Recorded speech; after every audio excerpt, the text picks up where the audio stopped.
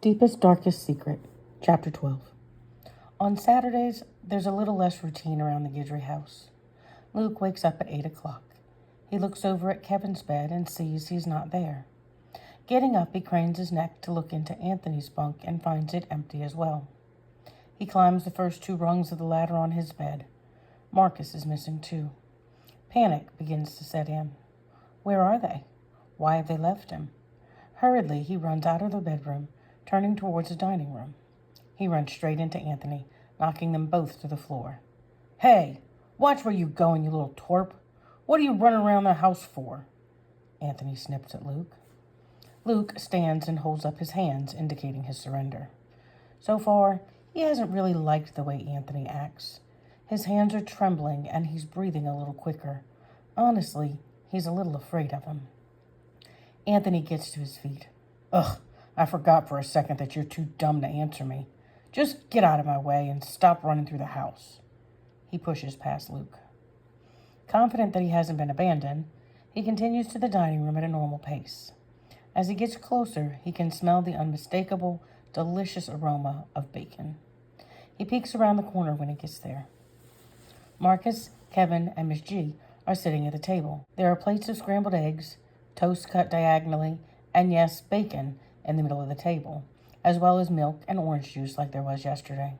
A butter dish and a jar of Mayhaw jelly are out for the toast. Luke walks in and sits between Marcus and Kevin, glad that Anthony is not there to push him out of the seat he wants. "Good morning, sleepyhead," Miss G greets him. "I forgot to tell you that I let the boys sleep as long as you can on the weekends. Y'all need to get all the sleep you can get. Your bodies need it. Would you like something to eat?" She motions to the food and drink on the table. Luke nods. He's not starving like he has been in the past, but he's not passing up bacon. "Help yourself then. Paper plates are in the pantry. Take whatever you'd like. The rest of us have already eaten. Once you're done, I'll have Marcus show you how to wash the dishes. I've decided that is going to be your first chore. We'll see how it goes." Luke gets a plate and takes the remainder of the eggs, 3 slices of bacon, and 2 pieces of toast. He spreads the butter and jelly on his toast and digs in. As he's finishing his last bite, he notices that there are still pieces of bacon and toast left. No one has grabbed more while he was eating. He points to both plates and then to the boys. "I'm full, man," Marcus says in response. "Me too," Kevin says. "Take it. If you don't, we'll just give the toast to the chickens down the street and the bacon to the dog that protects them." Christine smiles at the boys, happy they're finding ways to communicate. Lastly, Luke points to Miss G. "No more for me either, honey. You go right ahead." He grabs the last of the food and finishes it, then wipes his mouth with a napkin. He looks at Miss G and brushes his hands together as if to say, "All done." "Okay then," Miss G says. "Take your fork, glass, and the knife we use for the butter and jelly to the sink. The other boys have already put their things in the sink. Marcus will show you how to wash them. There's also the pan and the utensils I use to make bacon and eggs to be washed. It's not a big job this morning since we use the paper plates." Luke nods and follows Marcus to the sink.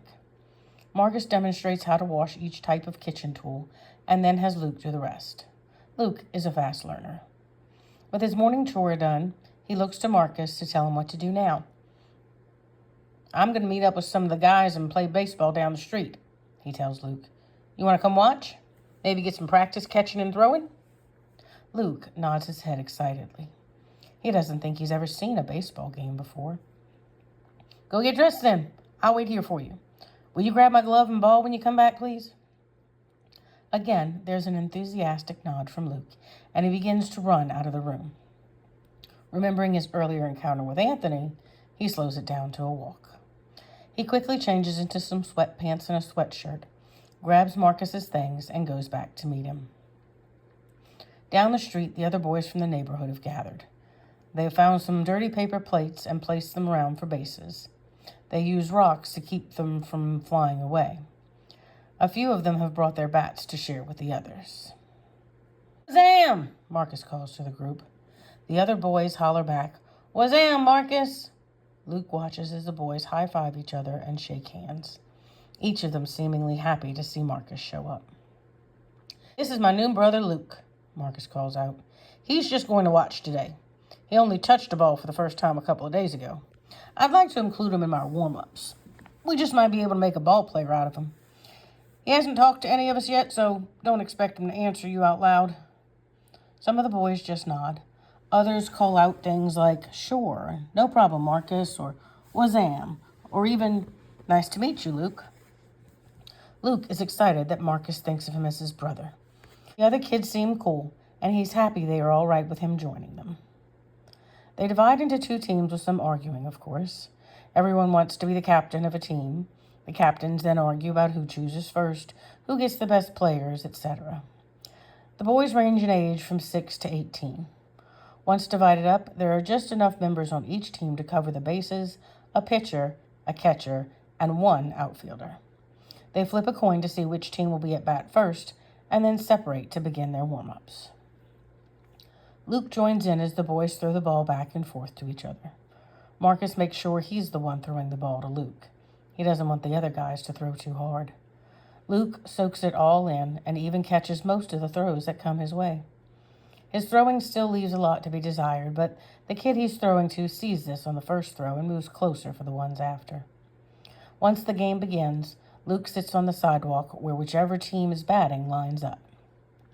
He watches the game intently, clapping when Marcus's team makes a good catch or pumping his fist in the air when they get an out.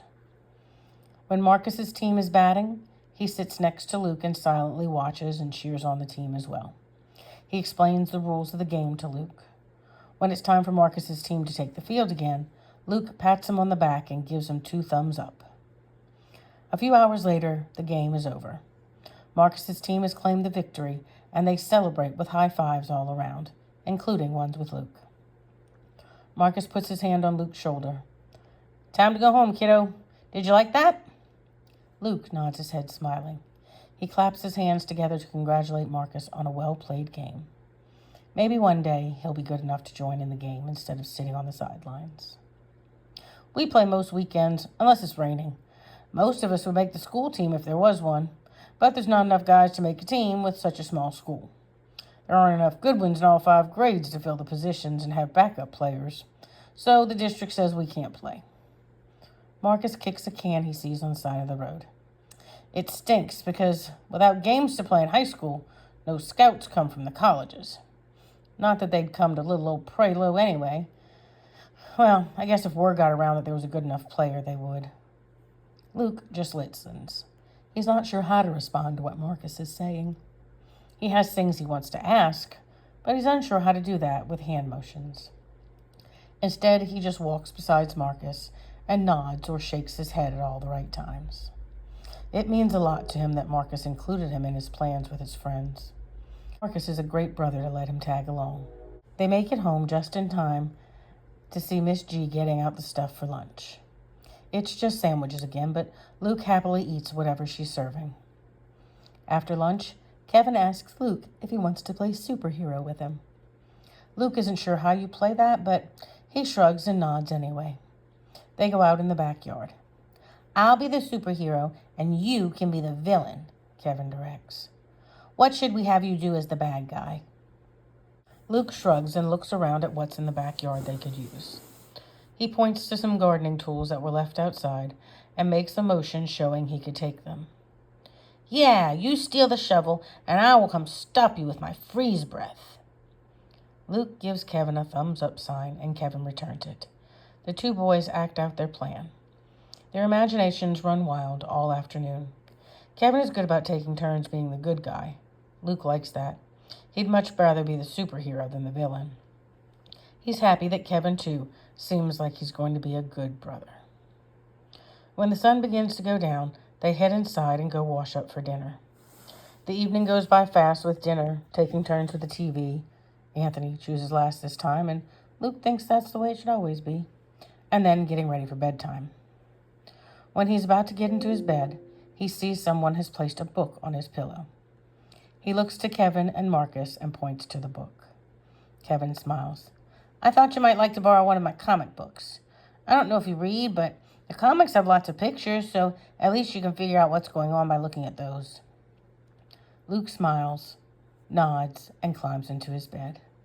He takes the comic book from his pillow and hugs it to his chest. Until Miss G comes in to say that it's time for lights out, he studies the pictures one by one and learns all about a superhero who can walk through walls and make himself invisible. Once the room is dark, Luke thinks back on the day's events. He can't help but be happy. For the most part, the boys have been great to him today. He hopes this isn't just a one-time thing. It wouldn't be a bad thing if he had to stay here for longer.